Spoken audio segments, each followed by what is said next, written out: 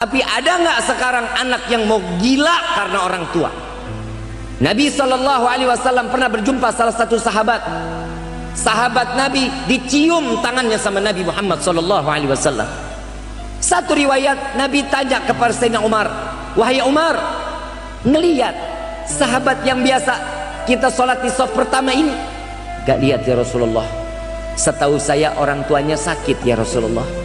Disamperin, didatengin, Nabi ngejenguk. Begitu dilihat betul dia lagi ngambil kotoran orang tua dengan tangan telanjang. Lagi diambil kotorannya, dibuangin, lagi disapuin, dibersihin. Selesai ini orang cium, selesai cuci tangan, Nabi ambil tangannya, Nabi ambil usap, taruh di mukanya Nabi. "Wahai sahabatku, ketahuilah tanganmu inilah yang akan membawamu ke dalam surganya Allah." Bukan karena ibadah dia di belakang Nabi, bukan, tapi pernah mengangkat kotoran seorang ibu. Coba kita ngelihat orang tua kita sekarang sakit, udah duduk di kursi roda, dipakein pampers, mau dibersihin, mau dicebokin, buka pampers, kita ambil masker, tutup mulut kita, tutup hidung kita, tangan dipakein sarung tangan. Kenapa? Jijik. Ini bedanya kita dengan orang tua kita dulu. Kalau kalian, kita semua, kita mau dapat keberkahan orang tua, ambil kakinya, cium kaki orang tua. Saya lagi bingung Pak, demi Allah Pak, saya nggak habis pikir. Ini kok sekarang banyak anak yang kurang ajar sama orang tua.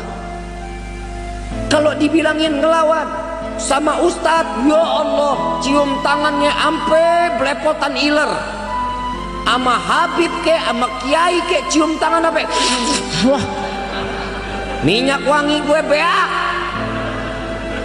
Habis dari bahasa gue campur-campur.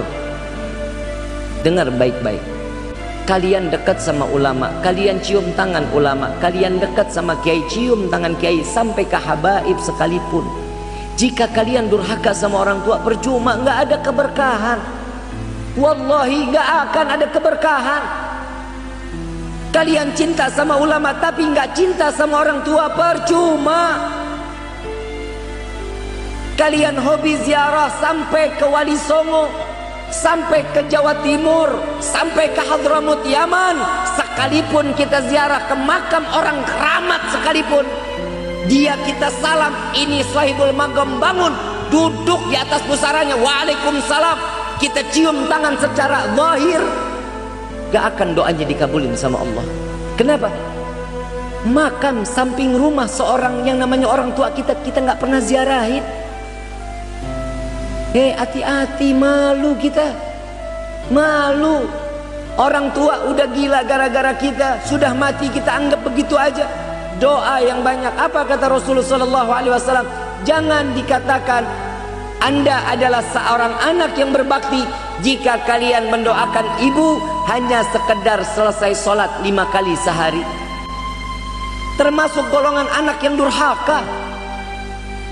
Ada satu sahabat Nabi tanya kepada Nabi, "Ya Rasulullah, sudahkah aku membalas budi ibuku, orang tuaku?" "Apa yang kau lakukan untuk orang tuamu?" "Wahai Rasulullah, aku membawa orang tuaku dari Yaman, negeri aku, sampai ke Mekah, sampai kembali lagi ke Yaman. Aku melaksanakan haji bersama orang tuaku. Aku gendong di dalam gendonganku. Sudahkah aku membalas budi orang tuaku?" Apa jawaban dari Rasul sallallahu alaihi wasallam?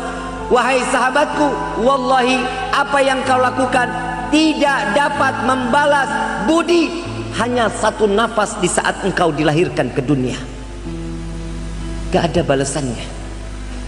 Ibu, bapak ada di dalam hati yang harus terdalam. Kita lebih harus sayang ke orang tua dibanding daripada orang lain.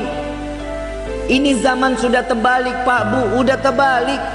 Cintanya sama yang lain, Masya Allah, bukan main. Sama orang tua, redha orang tuanya ditaruh di panti jompo. Na'udzubillahi min.